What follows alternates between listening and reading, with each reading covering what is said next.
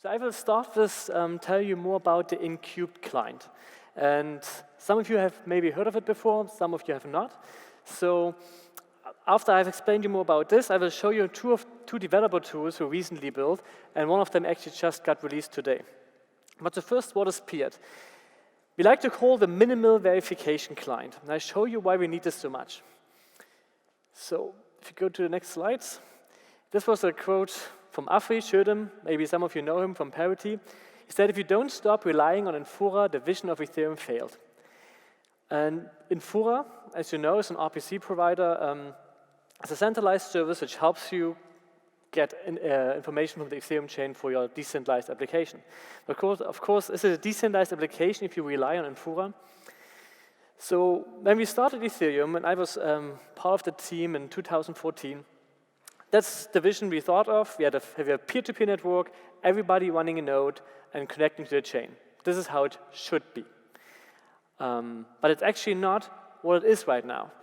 Right now, some use Infura, some use their own server, but most of the decentralized applications out there have a server connected to the chain, running a full node, and the end user, using their mobiles, just connect to the server.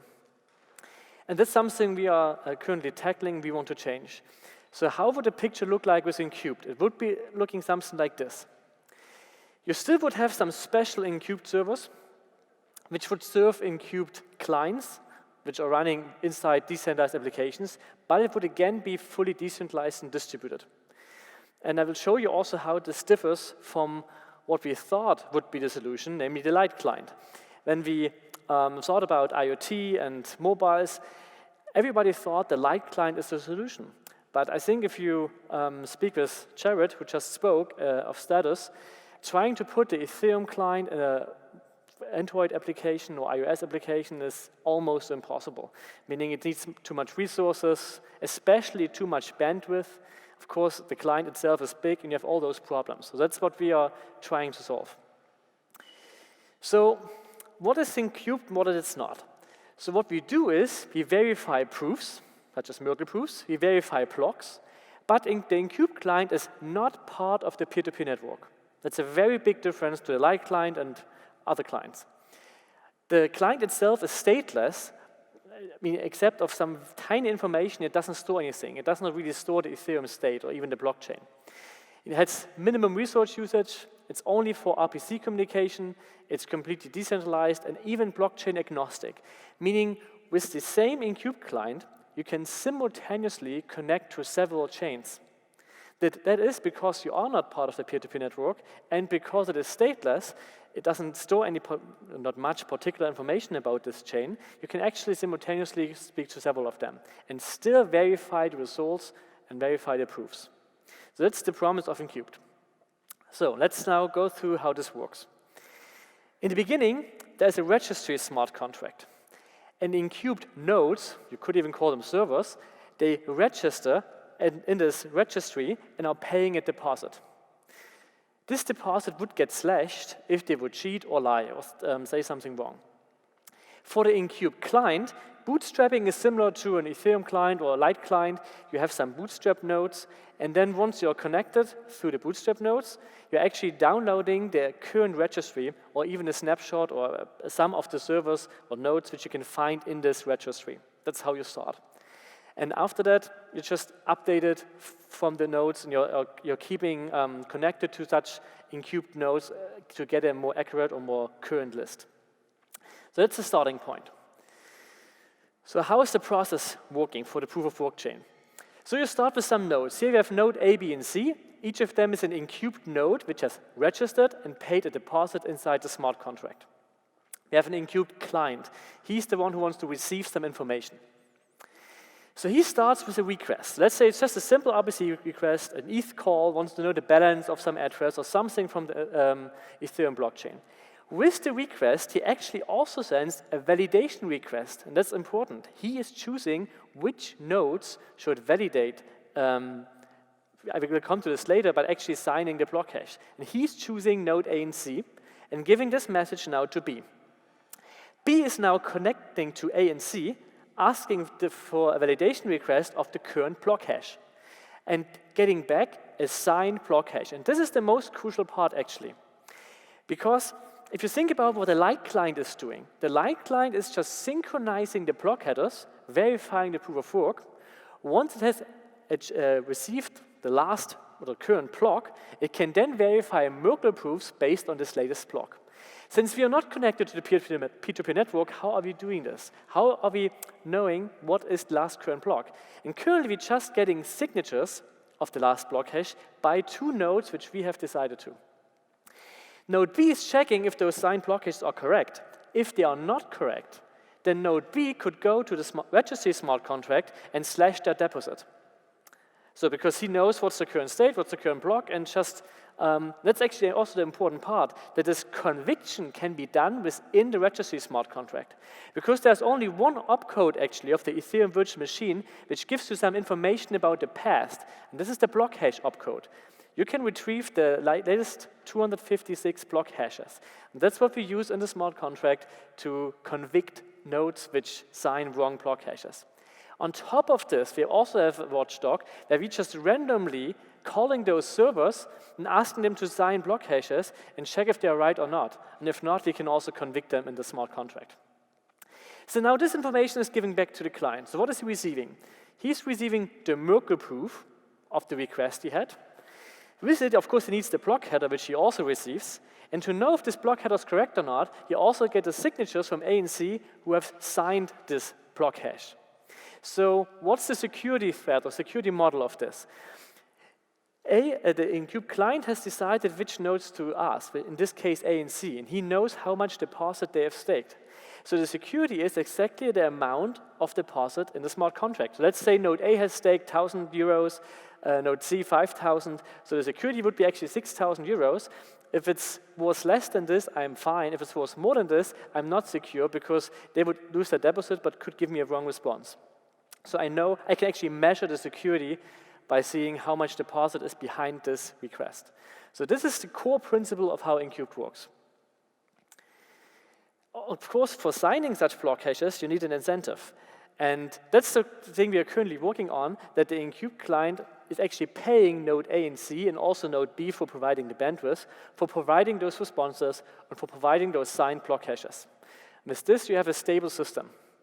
And one where even a microcontroller can run such an Incubed client. So this is the core of it. So we have several versions of the Incubed client. We call them Nano, Micro, and Full. They just come with different features. And if you just want to say verify transaction, the Nano client is actually enough. If you want to use all the EVM features, yes, then you need the full Incubed client. And we have implemented this in embedded C.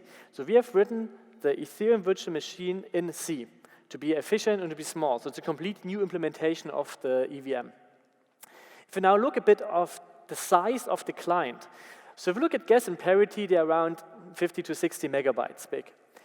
If you now look at the TypeScript version of Incubed, we're about 5 megabytes, and we have written one version in C, and you can see it's less than 250 kilobytes, and that's even including the operating system. We're using the Zephyr OS for IoT devices. So it's really tiny. It goes into a microcontroller. It, of course, goes into your smartphone. And you can actually ship the client with your app, or decentralized app. So the client just comes with it, because it's just some kilobytes. And that's enough to actually verify all the information you need. So instead of relying on a light client or gas or parity, you can just use an Incubed Nano, Micro, or Full, depending on your needs. Okay, just giving you some code examples how you would include the Incubed client. So if you go for the TypeScript version, you just create such an EN3 object, and you can use the, without the Web3.js, also the internal API or the functions which Incubed brings with it, like send transaction or call function. But you can also use the Web3.js as you do maybe now in your decentralized application. With this, actually, you only change one line of code. Instead of getting a Web3 object maybe from your trusted provider like Infura or your local host, you just change this one line, plus you're adding this Incubed client object, and you're done. And everything should work as before, just without relying on gas or parity as a client. So it's very easy to integrate in your decentralized application right now. Just a couple of lines of code. For those of you who are more into IoT devices and microcontrollers, you actually may want to use the C or embedded C version of Incubed, which you also have developed. And this is how it would look in C, where you also create this a pointer for the Incubed object. With Incubed new, you just basically install it, you configure it, which chain you want to use, how much requests you want to have, so some configuration, and then you can just use it like here, ETHGET block by number, and getting this information, as you would maybe with a JSON RPC client. But this is all in C and can happen on the microcontroller. Okay, this is just how you want to use this. So how can you participate? Of course, you can run an Incubed node. We have written an extension which you can run in parallel with your Geth or parity client, which makes your node an Incubed node serving those clients. For this, we have actually written an EIP 1186, which got approved. This EIP is about a JSON RPC function called ETHGETProof, which is now part of Geth and also parity. And of course, you can use Incubed within your application. Okay, just giving you a bit of a roadmap where we are right now. We started this in the beginning of 2018. We have released the MVP of the TypeScript version. So you can currently download this under NPM. Before DappCon, we hope to be done with the first beta release of the C client, which is actually the most important step for IoT devices. And we also have the release candidate for TypeScript and JavaScript. So, and by the end of the year, we are working currently on getting the incentive mechanisms done using state channels. So, but this is not yet done. Therefore, you can use it right now, but just without the payment. Okay, so as a conclusion, what you have this client with a tiny footprint. You can see one of those microcontrollers there from Nordic Semiconductor, and we actually run this client on this microcontroller. And this is actually really amazing. It's about $3 you pay for such a microcontroller. It has just a little bit of memory, and this 250 kilobyte is just enough to run actually a client. We have the full verification through the Merkle proof. We have the security through the deposits, which would get slashed if you get a wrong signed block hash. And you can simultaneously connect to several chains. And you can use various platforms such as C, TypeScript, or JavaScript. We are currently working also on Java, Go, and Python bindings to the C library. So you can even integrate it in your other applications written in those languages. And we don't need any coin for this. So this is completely app coin free. Okay, this is about Incubed. Maybe we can just make a little break for questions, and in this time I can get a username and password for the network. And we have maybe 2 or 3 minutes for questions until I get username and password about Incubed before we go to the next topic. Any questions about Incubed?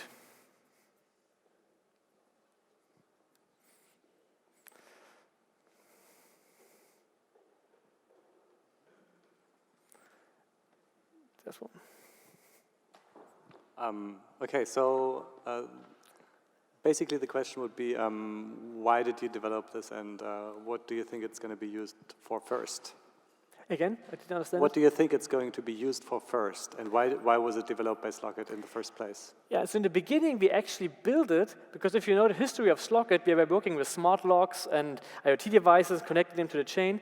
We had the intent of running it on IoT devices. That's why we did write it in C. But actually the ones who are currently using it, because we actually have like almost like 100 to 200 downloads per week right now, is actually in mobile applications, because they're using the TypeScript version, like for wallets or exchanges and so on. So actually everywhere where you would currently use the light client, actually Incubed could be doing the same job. The only thing, if you now would compare light client and Incubed, if you need a lot of verifications, you're asking like every second or every minute, then it's better to run your own light client or full node, because you have a lot of requests. But if you, for example, only need something once a month or once a year, then it's much, much better to run Incubed, because yes, in the future we'll pay for those verifications. So if you have a lot of them, it's better to run your own node. Yeah. Okay, and another question? If not, then thank you very much for connecting me. I will now go to 2 other tools we have developed and just released the last couple of weeks.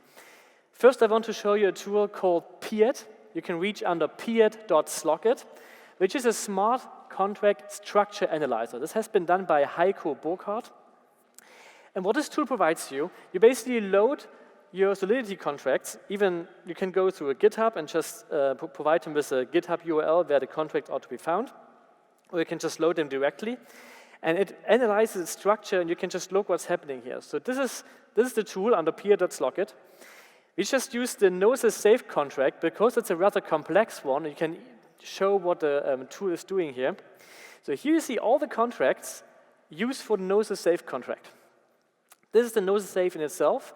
You can see the inheritance graph, how it's inheriting from master copy, owner manager, fallback manager, module manager, and so on.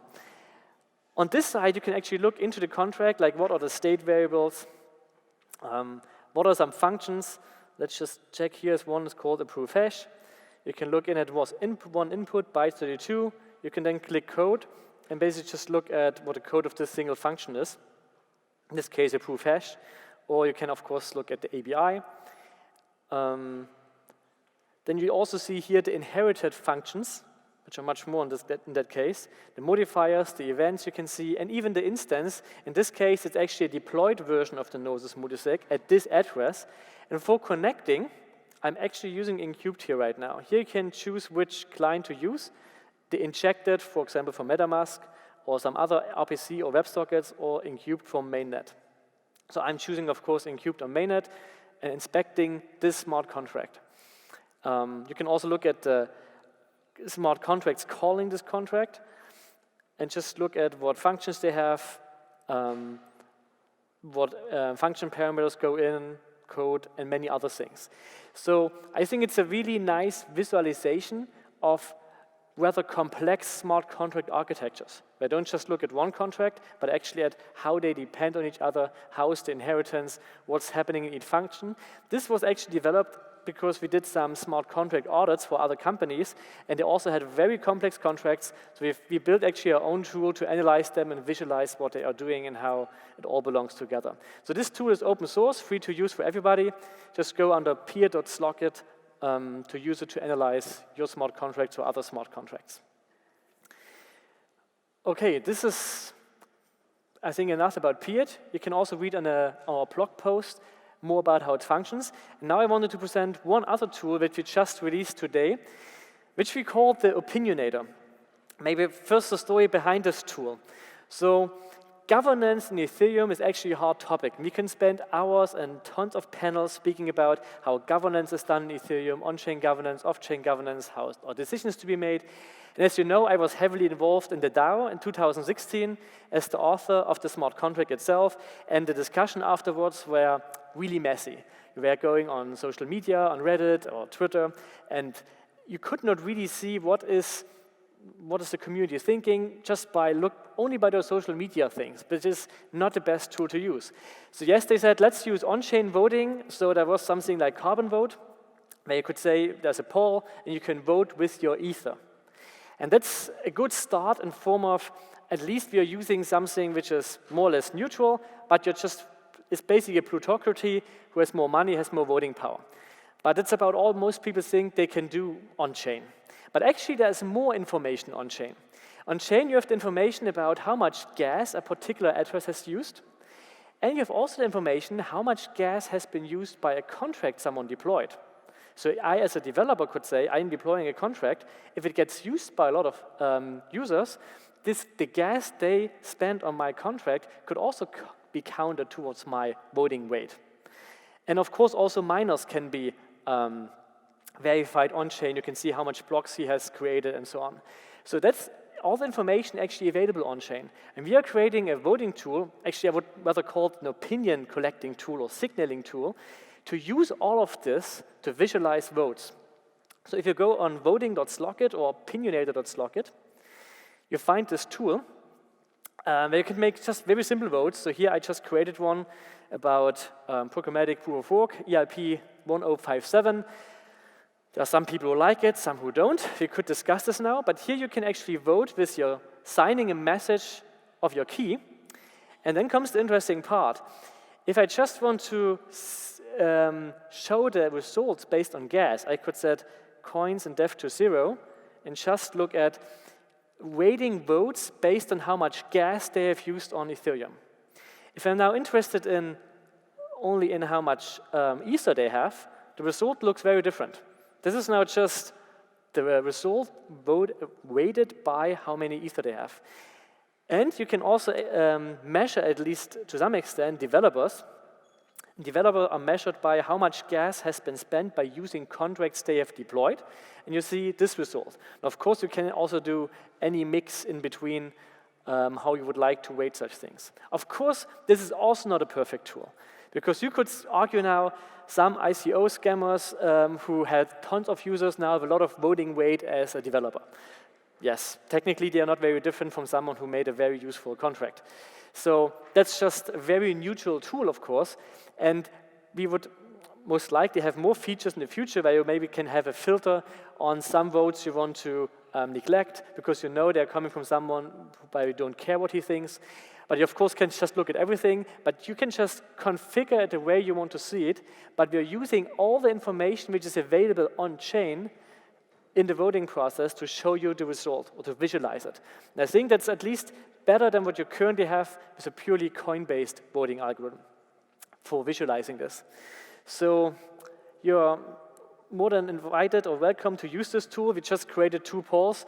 So the tool went live today, so it's still, I would say, in beta. There's still some UI improvements to be done. But yeah, feel free to use it and see if this can help the Ethereum community signaling what they want. Okay, this is all I want to present to you. Thank you very much for your attention.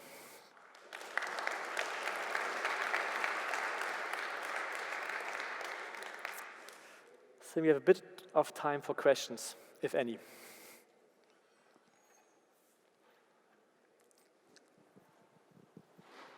Hi, thanks for the talk, it was awesome. I'm curious about the voting thing, like, isn't it a bit weird that now anybody could select a certain weight and have the outcome that they want for the vote? That's why I don't like to call it voting tool, because just collecting signals or opinions. Okay, so it's just about like having information. Nothing happens because of this. This is just people can vote or say what's their opinion by signing a message with yes or no, and he will visualize it. And this is not enforcing the Ethereum Foundation to take some EIPs into the next hard fork. I mean, it's so you don't see it used for voting, just like getting information about opinions. This is just providing information, and you see what you want to look at, and the outcome is totally open. That's why it's not really voting, because voting means usually something happens afterwards. That's why it's called Opinionator. It's just collecting those signals or opinions.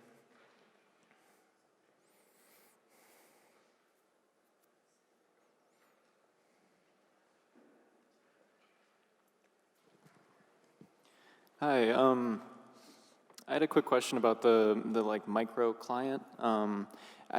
I still don't quite understand how it improves decentralization because you're still dependent upon full nodes that have all like the storage data that you need to sync up and be able to verify in the first place, correct? So, but everybody can spin up a node, or what you maybe would call a server.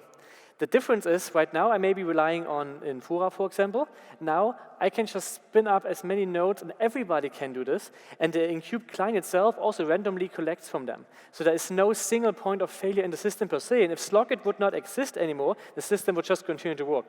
oh, okay, cool. So then the main point that's enabling this is that registry of staked nodes that are enabling like these micro clients to do the verification, right? Yes, this registry is just a smart contract living on-chain, where people can say, I give some Ether as a stake, and then I have my URL where you can connect to me. And in the smart contract, you can convict me in case someone, those watchdogs, find I signed the wrong block hash, because you can figure out the blockchain, the block hash from within the smart contract to the EVM. Awesome, cool. And just one last final question. How soon do you think that this might be integrated into something like MetaMask or something like that a lot of people use? Actually, we have developers working on writing pull requests right now for MetaMask, pull requests for Brave browser and others. And let's see if they merge the pull request, that it at least becomes an option. I'm right now using it, for example, for the My Crypto desktop app. There you can choose your client. You can also define local. And if you run an Incubed node locally, or Incubed client, sorry, it just works, for example, with My Crypto desktop app. Awesome. Thank you so much. You're welcome.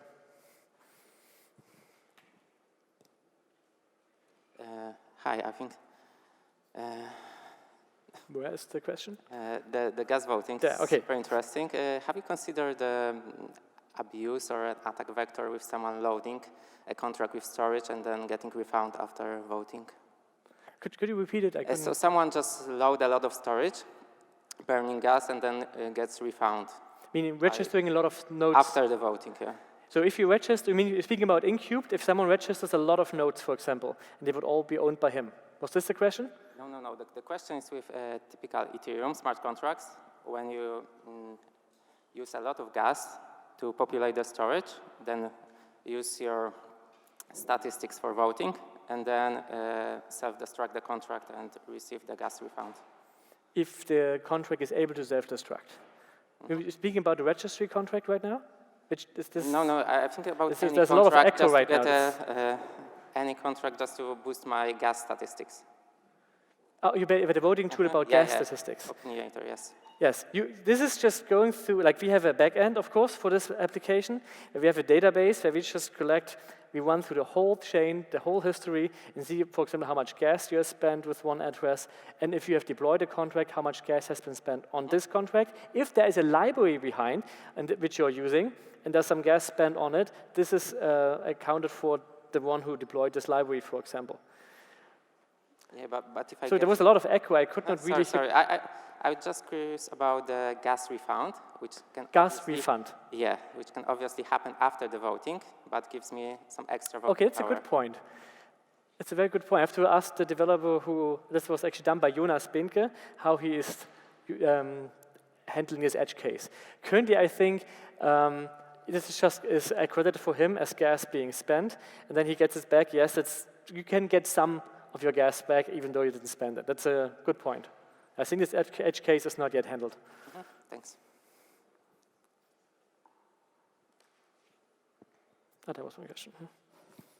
Okay, I'd like to go back to the Incubed client for a second. Probably a follow-up to the question before. So let's say this works out, and in the best case, we have like 10 or 20 or any number of providers, entities that run those nodes. Speaking about Incubed. Also Incubed nodes, right? So the data providers, basically. And then they stake a lot, right? I mean, what would speak against staking $1 million worth of ETH? Because you know that you're going to provide the right hashes, and once the unidirectional payment channel is in place, you'll just get something like interest for your staked Ether. So I'd like to understand the risk model of the staker. So yeah, the risk model. So would there be anything speaking against a good-meaning person to stake a lot just to help the system because they don't know anything else they could do with their Ether, or do they have risks on their own? Yeah, so the risk for the stakers in the Incubed model. So for one, what we will feel very quickly is that people will not sign the latest block because there are always microforks happening, and let's say if there's a microfork, you could lose all your deposit because you have signed the latest block, which actually didn't make it into the chain.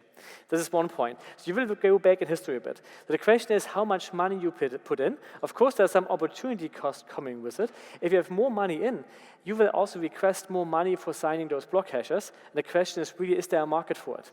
So there is a free market from the clients who they asked to sign the block hashes. And they require a certain number of total amount of deposit behind their signature. And maybe someone just needs 10 euro, 100 euro, 1,000 or millions. And the price for signing such a block hash will also differ. So you as a node offer those signed block hashes at a certain price point. So this will be an open market. And from a risk perspective, yes, there is some risk that there is, for example, a hard fork happening and you're on the wrong chain. If you then sign on this chain, you actually lose a deposit on the other. And that's the real risk. That's also when people ask, how is Incubed clients, how are they handling hard forks? They actually don't really need to because the nodes are handling this. They have to decide on which chain they sign because they will lose everything else on the other chains. So they may have to make a decision what they think is the main chain, what the client is asking for. So therefore, the client itself does not need to care about hard forks, but the nodes do very much. I hope this did answer the question.